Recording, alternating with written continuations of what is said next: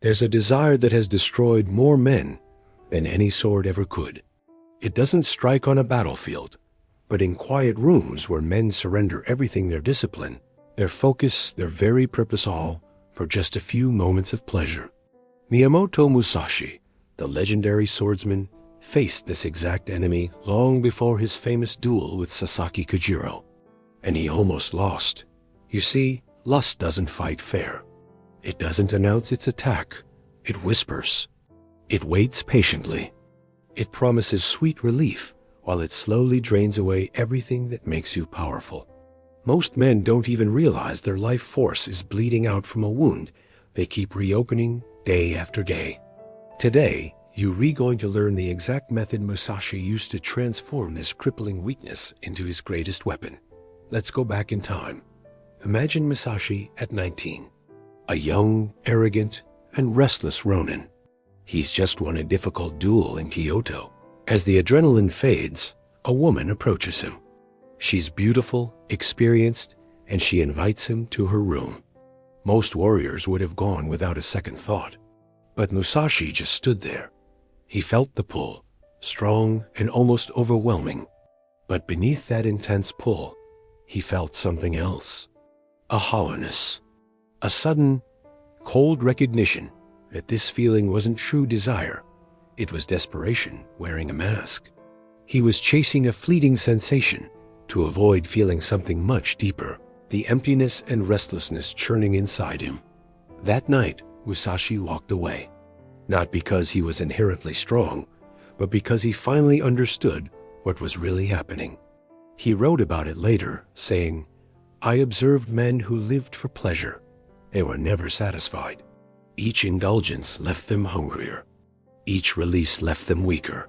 This realization was the birth of what he would call kintsugi no seishin, the art of controlling the uncontrollable. Here's the brutal truth that Musashi understood. Your sexual energy is the most powerful creative force in your body. It's the very same energy that drives reproduction, but it also drives everything else, building empires, creating art, conquering challenges, and achieving greatness. The problem isn't the energy itself. The problem is what you do with it. Most men just let this energy leak out constantly.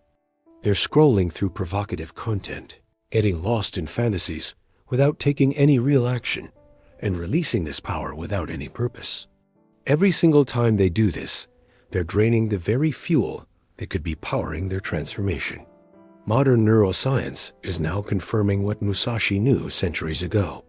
A Cambridge study found that frequent release can lead to measurably lower testosterone, reduced motivation, and decreased goal-directed behavior for up to a week.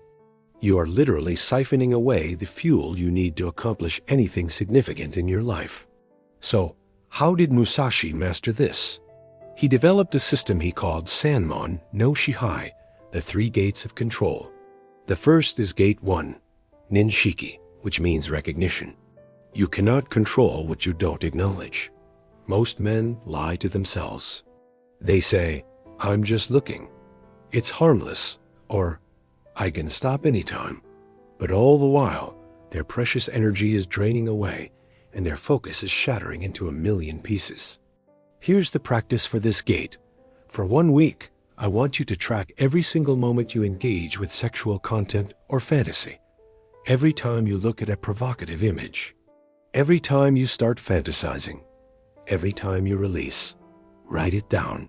Note the time, the trigger, and most importantly, what feeling you were trying to avoid. Most men are absolutely shocked when they see the pattern. They realize they're not doing this out of genuine desire. They're doing it to escape discomfort, boredom, stress, loneliness, or anxiety. Once you see this truth clearly, you've passed through the first gate. Next is Gate 2, Tenshu, or redirection. This powerful sexual energy doesn't just disappear. It needs somewhere to go. Musashi learned to redirect it. He channeled it into his sword practice, his studies, into physical exhaustion, and into creative work. The practice for you is this. The next time that urge rises, I want you to stop. Don't act on it. But don't try to suppress it either. Just pause. Take 10 deep, slow breaths. Then move. Immediately engage in some form of intense physical activity. Do 50 push-ups. Sprint down the street. Take an ice-cold shower. Do a heavy workout. Research from Stanford has shown that intense physical exertion can reduce sexual urges by up to 70% within just 5 minutes. This isn't suppression. You're not bottling it up. This is transmutation. You are changing the energy from one form to another. Finally, we arrive at Gate 3, Makuteki, which is purpose channeling. This is where your sexual energy becomes pure rocket fuel for your ambitions. Musashi noticed something profound. His periods of strongest sexual drive coincided with his periods of most intense training and creation. The energy is the same. The only thing that changes is the direction it flows. The practice here is to choose one major goal. It could be starting a business, getting in the best shape of your life, or learning a new skill. For the next 30 days, every single time you feel that sexual urge, you will consciously channel that energy directly into your goal. Ask yourself, what if I put this exact energy into my work right now? And then, immediately, take one concrete action. Write 500 words of your book. Study for an hour. Train with everything you've got. You will accomplish more in those 30 days than most people do in 6 months. Why? Because you are no longer leaking power. You are directing it with purpose. To put this all together, here is the 90-day protocol. For days 1 through 30, you'll focus on gates 1 and 2. Track every urge and practice immediate redirection through intense physical activity. No indulgence. Just pure observation and movement. For days 31 through 60, you will integrate Gate 3. You will channel all that conserved sexual energy into your one major goal. You'll start to notice a massive increase in the power and quality of your work. Finally, for days 61 through 90, you enter the integration phase. Continue all the practices. By now, the energy will feel steady. Your focus will be razor sharp, and your discipline will feel natural. After these 90 days, most men report a dramatic increase in motivation, laser-like focus, effortless discipline, and massive creative breakthroughs.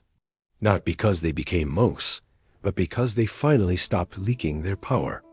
But here's a crucial warning. The goal here isn't celibacy. The goal is sovereignty. It's about being in control. Ask yourself, can you go 30 days without giving in? 60? 90? If the answer is no, then you are not in control. It is. And anything that controls you ultimately owns you. Musashi wrote, "The greatest battle I fought was not with steel, but with the enemy that lived inside my own discipline." He was talking about lust. That subtle enemy that promises a moment of pleasure while it steals a lifetime of power. Most men never even fight this battle. They surrender before it even begins.